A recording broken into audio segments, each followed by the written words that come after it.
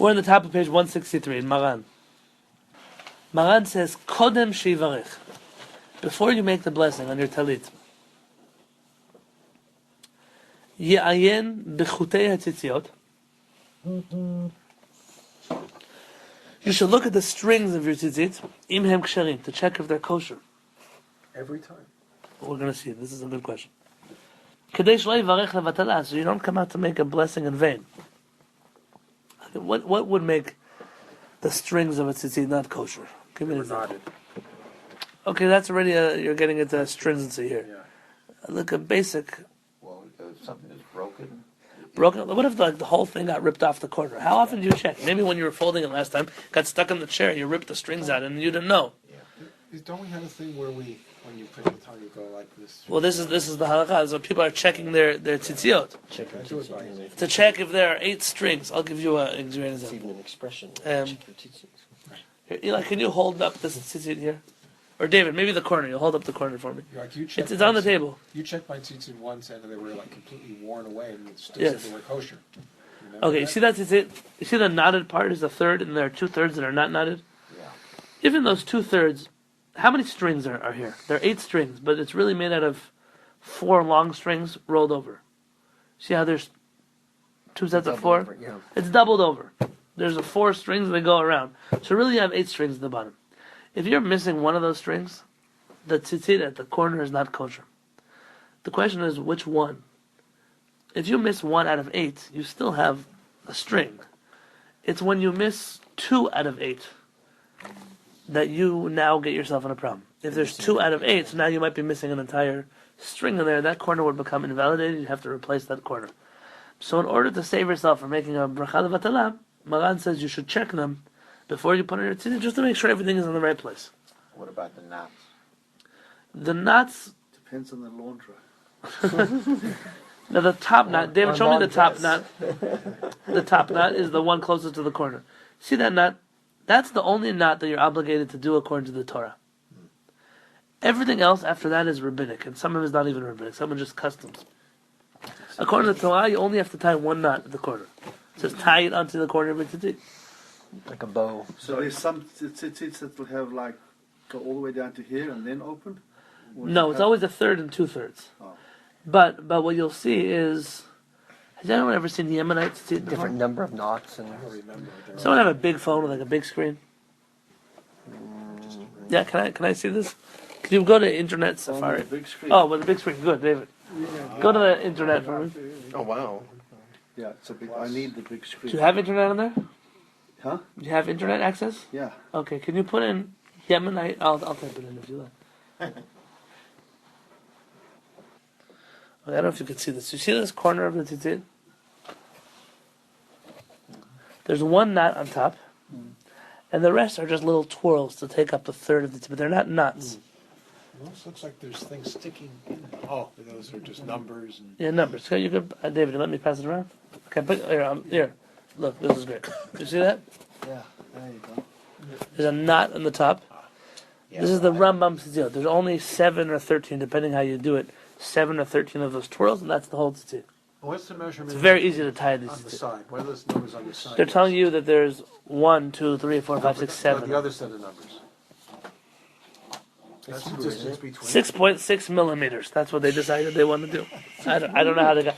But look, if you would tie Kehillat like me, this is what it would end up looking like. And that's probably what tzitziot look like in the times of the Talmud. Not the way you have it on your corners today. So that math that we did yesterday of 5 and 8 and comes out to 613, Yeah. it's not really that old of a math, because here you wouldn't have 5 knots.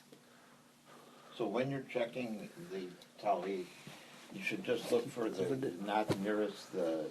Well, that one has to be intact, but today practically nothing's going to happen wrong with that knot unless it happened at the bottom already. So what should you be aware of most? We're going to see that the details, the strings are really what you're going to be looking at.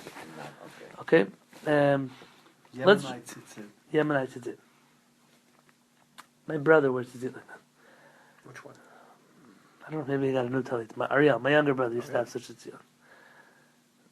We'll do the first halakha here in halakha bra. B'dikat chutei tzitzit, checking the strings of the tzitzit. Mikar hadin.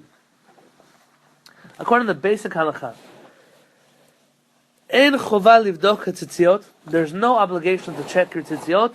Bechol pam. Every time, kodem shitatev b'talit. Before you wrap yourself in tzitzit. Meaning, there is no obligation to check your tzitziot every time before you wrap your talit. It's not a halachic obligation.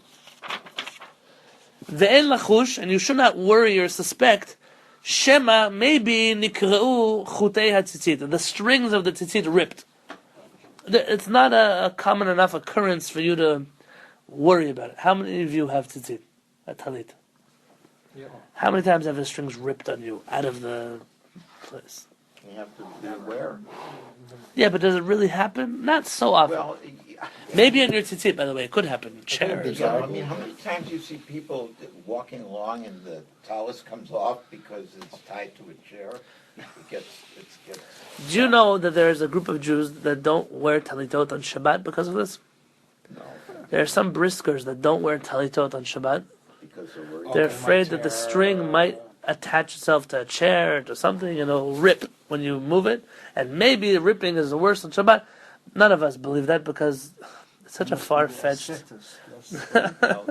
It's David's friends over there that do this thing. But with your talit katan, do you wash them by hand? By hand. You have to, because if you stick the tzitzit in the washing machine, they Well, go, you know, I've never tried, actually. I'm Well, too afraid of the actually, thought. What I do is I put it in a laundry bag. Well, they sell these little protectors, by the way. It's called tzitzit protectors. You can put them on the corner of your clothing, and it washes the clothing, but not the strings.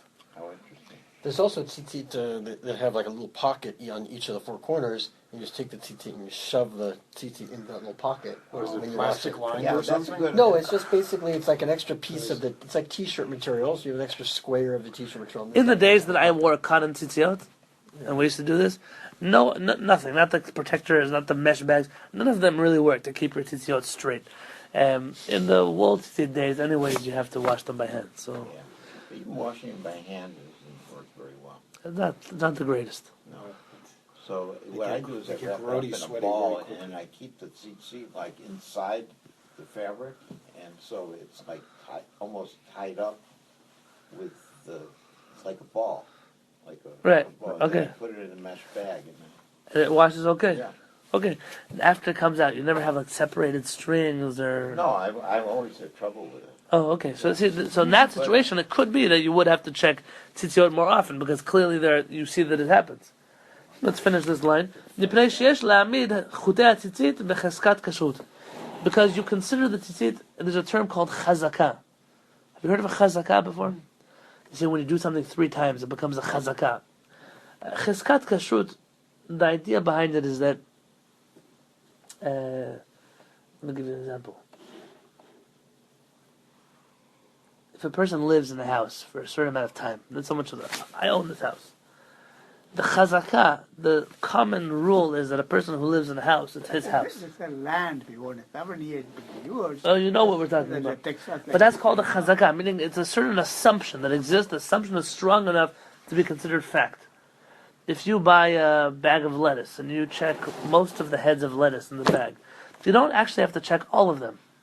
Because the chazakah is that if all of them, 6 out of the 9 came out clean, you don't have to check the rest. The assumption is that everything else in the bag is good. You know that milk. Do you know that milk can be not kosher if when they slaughter the animal, they find that the lungs were not intact? The milk is actually not kosher. Milk is okay. Yeah. So why don't you have like chalav shchuta? You gotta slaughter the animal after you milk the cow, so you can check if the lungs are kosher. Wait, you milk the cow and then you kill the cow to see if it's... Well, that's the thing. We don't kill the cow. Yeah. So how do you ever know if the milk is kosher? If you were to milk your cow, Daisy, and then you needed Daisy for dinner, right? So you wanted some Daisy steaks. You bring in a veterinarian every day to check the cow. Well, you can't check the lungs. You have to open them up inside. Do surgery. So the idea is that most cows' lungs, most cows. Plan there somewhere. So you already see like a new. Right wingers will. Do auscultation and you can do discussion and if you take an X-ray, you will know the lungs are good. Okay, so David's already going to make money for us. Most cows are kosher inside. The lungs are kosher, and therefore we assume that because most cows are kosher, even milk that came from a cow that ended up turning out kosher, it's kosher because of this law of chazakah. The assumption is strong enough to establish a fact. That's a relief. If you can breathe a little bit now, you can have your coffee tomorrow morning. The last sentence, "V'rak midat chasidut," and it's only from an extra level of piety. Nachon livodkam kodem b'chad. It's only extra level of piety to check your tzitziot before the blessing. Im yesh l'pnai lekach, if you have time for it.